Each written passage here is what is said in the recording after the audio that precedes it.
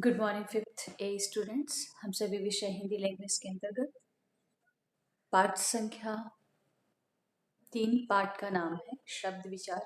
और शब्द विचार के अंतर्गत है हमारा तद्भव और तत्सम। तद्भव और तत्सम की परिभाषा और तद्भव और तत्सम जो शब्द हैं वो आज हम इसके बारे में जानते हैं। हमारा जो सिलेबस है फाइनल एग्जाम का वो ऑलमोस्ट कंप्लीट हो गया है, तो आज हम लोग रिवीजन से स्टार्ट करते हैं और रिवीजन करने जा रहे हैं हम लोग तद्भव और तत्सम की परिभाषा और शब्दों का। ये आपके यूनिट टेस्ट में भी चैप्टर निर्धारित किया गया था चिल्ड्रन, ठीक है? यस और नो? तो आई होप कि सबको रिवीजन हो गई है ये चैप्टर। चलिए, तो सबसे पहले आपका जो है नॉलेज चेक कर लेते हैं कि आप लोगों को कहाँ तक ये रिवीजन है, देन उसके बाद में हम इसको समझाना शुरू करते हैं, ठीक है? तो विकास के नाम से जो आईडी है माइक ऑन करिएगा।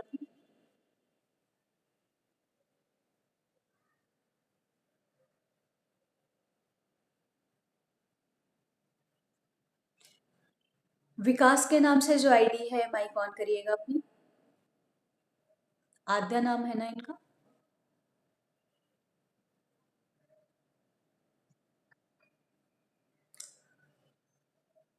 ओके।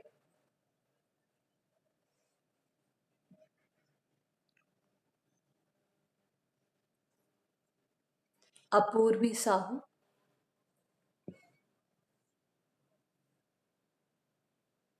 ओके बेटा, जैसे आपको किसी को बोला जाए कि आपको तत्सम से आप क्या समझते हो, तो आप क्या बताना चाहेंगे?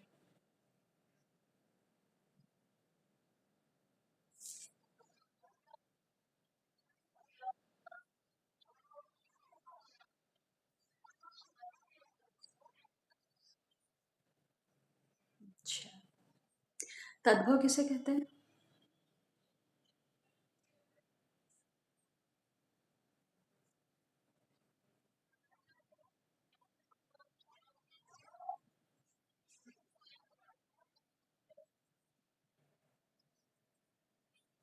संज्ञा क्या होती है?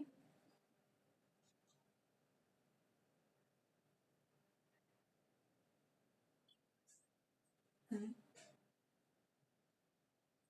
हम्म,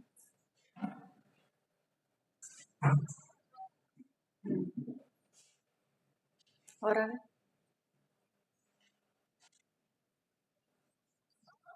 और आगे आप बताएं, कंटिन्यू करें, कंटिन्यू करिए इसको। हम्म। अच्छा,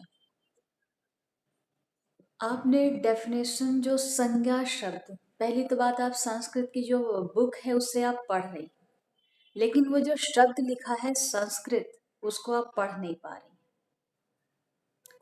फर्स्टली आपने बिल्कुल ही उल्टा बोला। संस्कृत के जो शब्द होते हैं वो तद्भव में बताए, और जो तद्भव शब्द होते हैं वो तत्सम में बताए। और संस्कृत शब्द को आप पढ़ने में अकैपेबल हैं, पढ़ नहीं पा रही हैं। दैट्स वाई आप उस शब्द को संज्ञा शब्द प्रोनाउंसिएशन कर रही हैं, ठीक है? एम आई राइट? डेफिनेटली एम आई राइट। मैं सही हूँ। फर्स्टली तो आपको ये सोचना चाहिए कि जो संस्कृत के शब्द नहीं आ रहे हैं तो मैं उसके लिए आपको बाध्य नहीं कर रही हूँ, क्योंकि मैं इसका खुद ही रिवीजन कराने जा रही हूँ।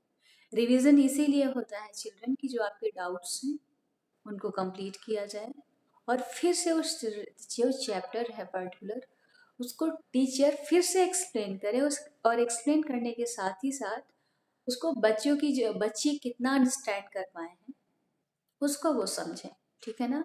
मैं कभी भी चिल्ड्रन रटने पे फोकस नहीं करती।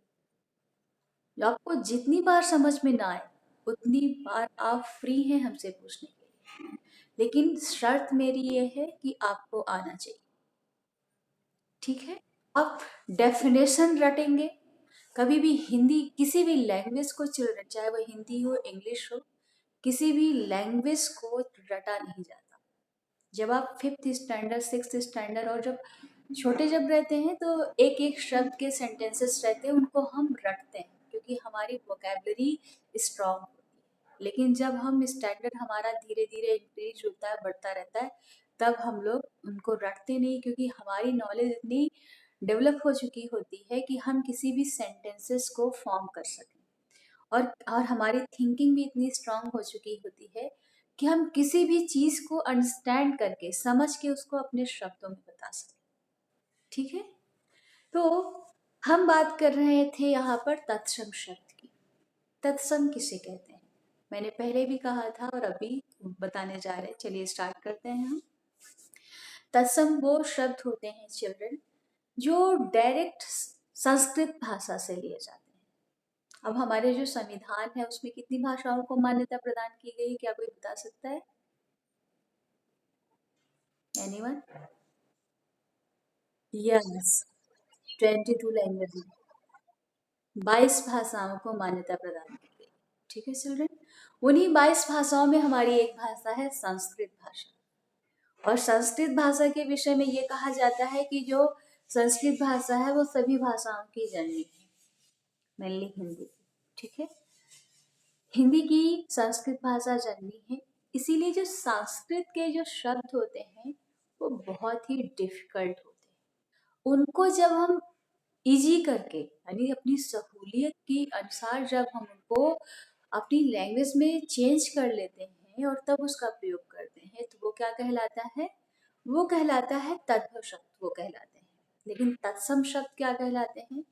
जो संस्कृत भाषा के शब्द हैं और उनको विदाउट किसी चेंज के, बगैर परिवर्तन के, ठीक है, बगैर बदलाव के, उसको हम एज इट इज, यानी उसी रूप में हम हिंदी में एक्सेप्ट कर लेते हैं।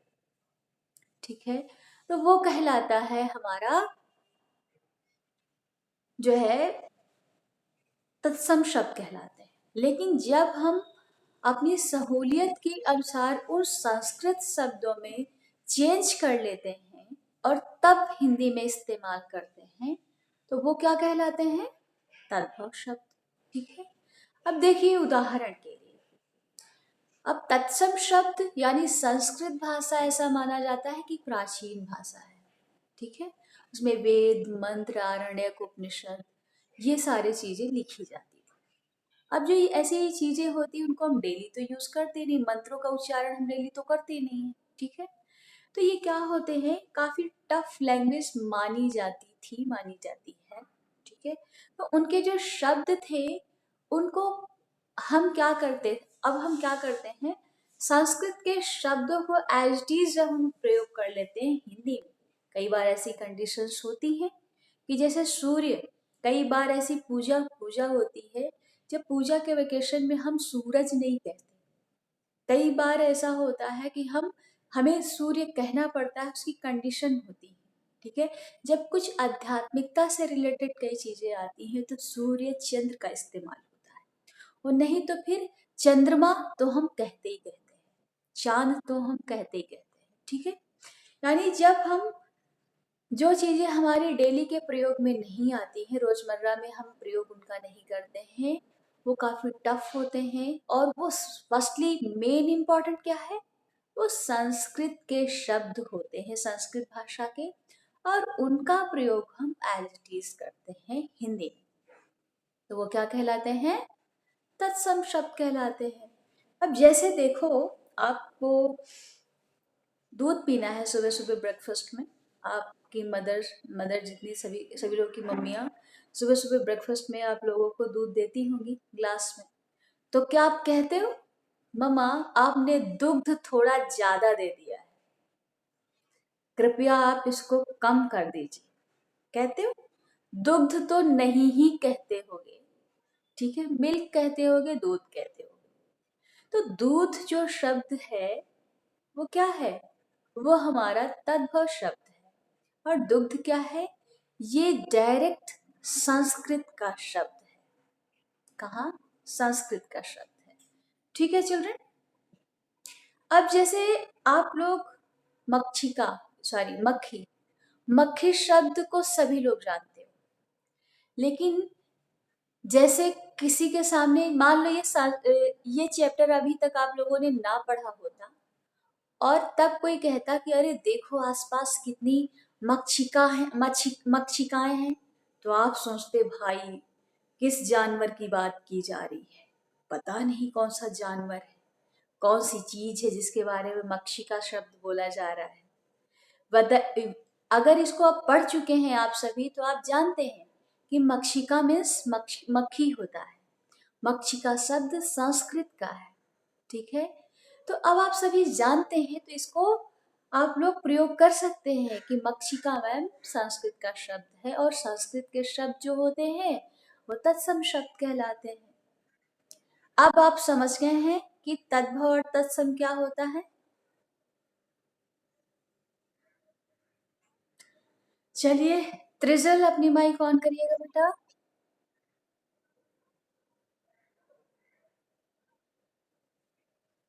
त्रिजल,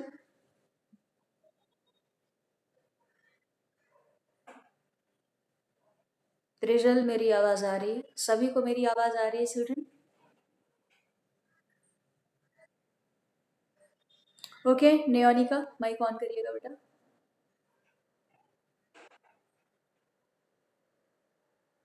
Okay. हस्त शब्द है, ये तद्भव है या तत्सम?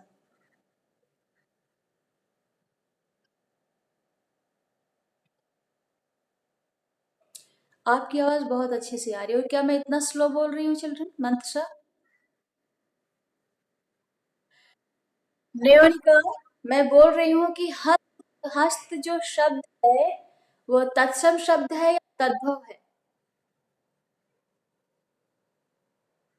तत्सम शब्द किसे कहते हैं?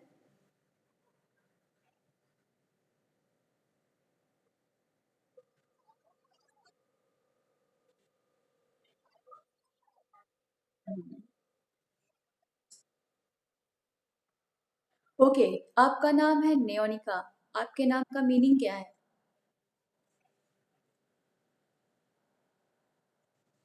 ओके, आपके नाम, अपने नाम को प्रोनाउंस करके बोलिए। आपका नाम का प्रोनाउंसिएशन कैसे किया जाएगा? नयोनिका। ओके। ओके, एक शब्द है, होता है न्यून, ठीक है। न्यून, न्यून मीन्स होता है बहुत, थोड़ा सा, अल्प, बहुत छोटा, ठीक है ना। तुच्छ, उसको होता है न्यून यानी। और एक होता है अल्प, अल्प यानी थोड़ा। ये सारे शब्द तत्सम है या तद्भव?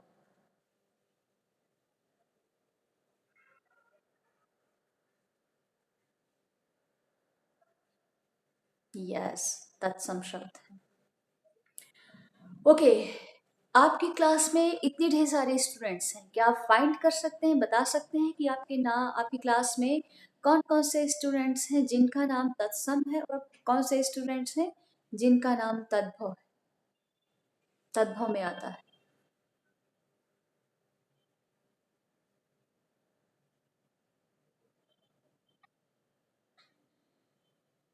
नियनिका माइक ऑफ कर लीजिएगा।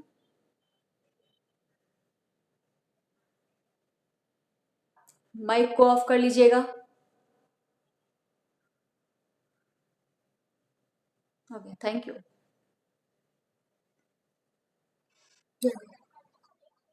ओके बेटा। ओके। ओके, नेटवर्क इशू हो सकता है। ओके, दक्ष के नाम से जो आईडी है, माइक ऑन करिएगा बेटा।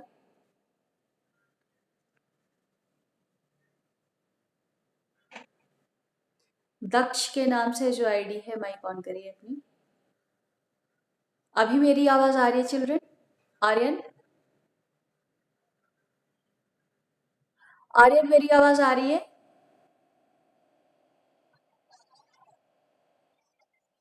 ओके।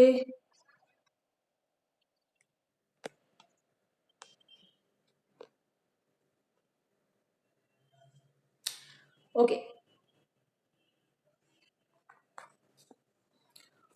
अभी मेरी आवाज क्लियर है?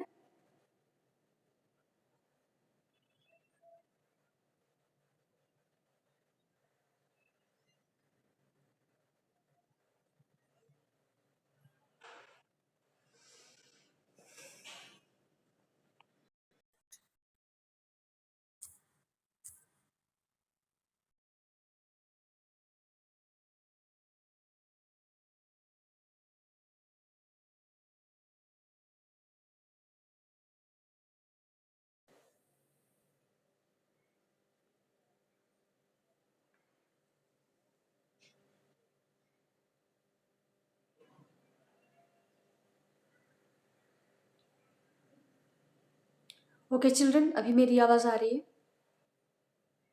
संस्कार, प्रियंक,